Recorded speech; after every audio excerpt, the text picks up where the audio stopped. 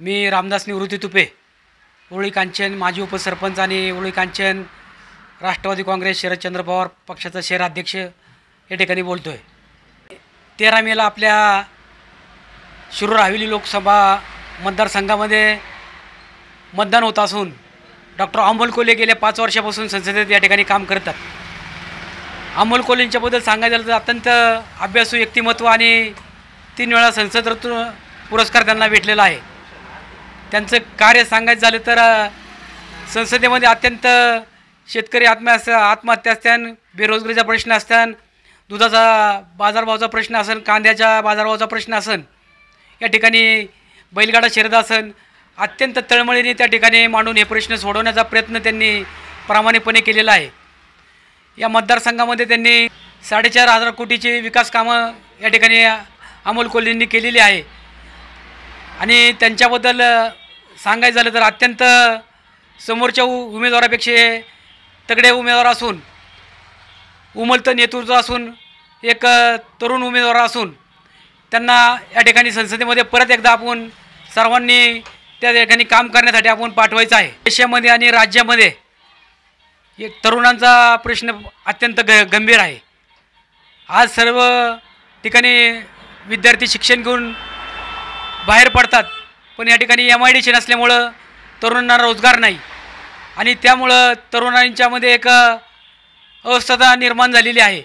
त्याचप्रमाणे या ठिकाणी शेतकऱ्यांच्या शेतीमालाला बाजारभाव नाही, त्यामध्ये प्रामुख्याने दूध उत्पादक या ठिकाणी नाराज आहेत, कांदा उत्पादक नाराज आहेत, त्यानंतर कोणत्याही कडधान्याला इथं या ठिकाणी हमी भाव नसल्यामुळे शेतकरी अत्यंत मेटाकुटीला आलेला आहे।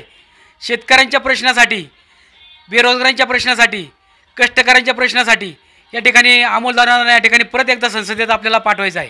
विरोधी उमेदवार गेल्या 15 वर्षापासून मागील या ठिकाणी खासदार होते, पण त्या ठिकाणी त्यांनी संसदेमध्ये कुठलंही असं प्रभावी असं भाषण केलेलं नाही, मतदारसंघासाठी भरीव असा विकास निधी आणलेला नाही आणि आता ते 3 पक्ष बदलून आत्ता या ठिकाणी राष्ट्रवादी काँग्रेसमध्ये आलेले आहेत। या ठिकाणी राष्ट्रवादी काँग्रेसमध्ये आल्यानंतर 3 पक्ष बदलून आल्यामुळं या ठिकाणच्या मतदारांना ते आवडलेलं नाही आणि त्यांना गद्दार हा शिक्का या ठिकाणच्या मतदारांनी दिलेला आहे।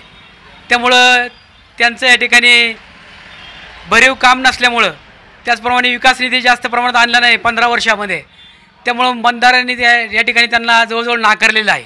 शरदचंद्रजी पवार हे देशाचे नेते आहेत। या ठिकाणी पवार साहेबांच्याबद्दल सांगायचं झालं तर अत्यंत शेतकऱ्यांचा नेता देशामध्ये ओळखला जातो।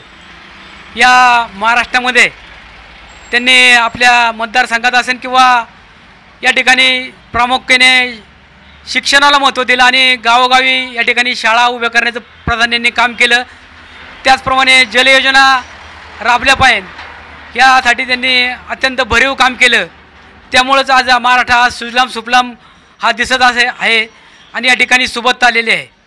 या ठिकाणी पवारसाहेबांनी अत्यंत पक्ष फुटल्यानंतरसुद्धा जे पक्षामध्ये अत्यंत प्रामाणिक राहिले, त्यामध्ये अमोल कोल्हे असतील, अशोकबापू पवार असतील आणि त्यांचे अनेक सहकारी असतील, जयंत पाटील असतील, यांना धरून या ठिकाणी अनेक तरुण उमेदवारांना या ठिकाणी आत्ता साहेबांनी संधी दिलेली आहे। त्यामध्ये आमच्या शिरूर हवेलीचे उमेदवार अमोल कोल्हेसुद्धा आहेत। या ठिकाणी गेल्या 10 वर्षापासून देशामध्ये भाजपचं सरकार आहे आणि या देशाचे पंतप्रधान गेल्या 10 वर्षापासून लोकांना खोटी आश्वासने देऊन या ठिकाणी भूलथापा देण्याचं काम केलेलं आहे। देशातली आत्ताची परिस्थिती बघितली तर प्रत्येक राज्यामध्ये या ठिकाणी CBI असेल, ED असेल, याच्यामार्फत एक दडपण देऊन पक्ष फोडण्याचं काम देशामध्ये राज्यामध्ये या ठिकाणी पक्षाच्या मार्फत केल्या गेल्यामुळं हे जनतेला या ठिकाणी आवडलेलं नाही। त्याच्यामुळं जनतेचा रोष ह्या पक्षाच्या विरोधात अत्यंत मोठ्या प्रमाणात वाढलेला आहे।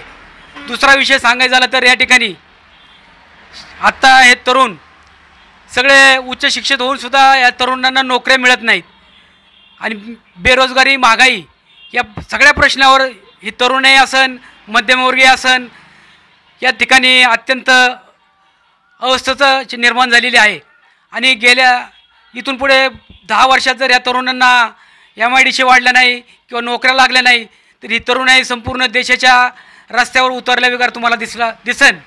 या ठिकाणी या भाजपच्या सरकारच्या विरोधात अत्यंत देशात आणि राज्यात प्रत्येक रोष निर्माण झालेला आहे।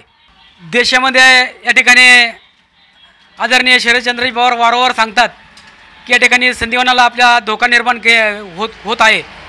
या ठिकाणी ते हळूहळू त्याला जखमा करण्याचं काम या ठिकाणी त्यांनी चालू केलेलं आहे आणि हे सरकार जर परत आलं तर नक्कीच या ठिकाणी संधिवान बदलण्याचं काम हे सरकार भविष्यात करू शकतं। लोकसभेचे उमेदवार डॉक्टर अमोल कोल्हे हे 3 वेळा संसद रत्न झालेले आहे। त्यांना विकास कामाची जाण आहे। त्यानंतर त्यांना संसदेत प्रश्न कसे मांडवायचे आणि कसे सोडवायचे याची उत्तम जाण असल्यामुळे या ठिकाणी अमोल कोल्हेच हे योग्य उमेदवार आहेत। मी सर्व उरुळी कांचन आणि पंचक्रोशीला आव्हान करतो की येत्या 13 मेला लोकसभेच्या उमेदवार डॉक्टर अमोल कोल्हे यांना आपण सर्वांनी भरघोस मतदान करून विजयी करायचे। राष्ट्रवादी काँग्रेस, शरदचंद्र पवार पक्ष, शिवसेना उद्धव बाळासाहेब ठाकरे, त्याचप्रमाणे काँग्रेस पक्ष, आम आदमी आणि मित्र पक्ष या सर्व महाविकास आघाडीचे उमेदवार डॉक्टर अमोल कोल्हे यांना 13 मेला त्यांच्या तुतारी चिन्हापुढं, तुतारी वाजवणारा माणूस या चिन्हापुढं आपण मतदान करायचे आणि त्यांना भरघोस मताने विजयी करायचे।